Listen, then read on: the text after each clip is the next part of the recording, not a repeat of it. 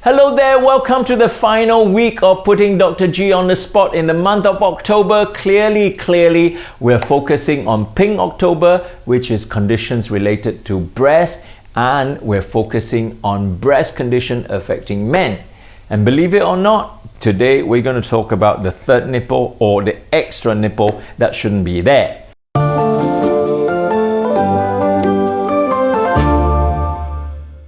In our lives, we should only have two nipples for both men and women. However, when there is a supernumerary mammillary gland or an extra nipple, then that itself might pose a little bit of concern. And that can actually happen more in men than women. So why would that happen? In fact, during development, the nipple regressed to where it should be. And that itself is called the milk line.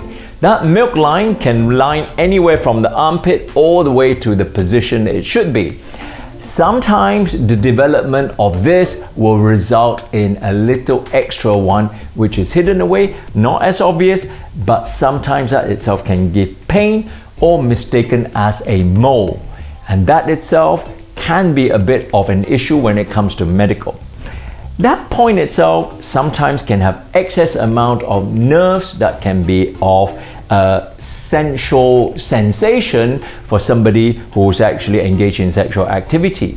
However, in the medical viewpoint, that area is also more prone to getting breast cancer.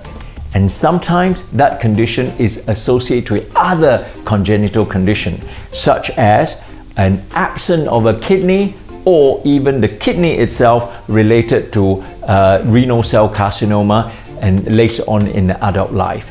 Why would that be the case? Actually, nobody knows. In fact, there's no even genetic link between the breast and also the kidney cancer. However, that is observed in medical literature.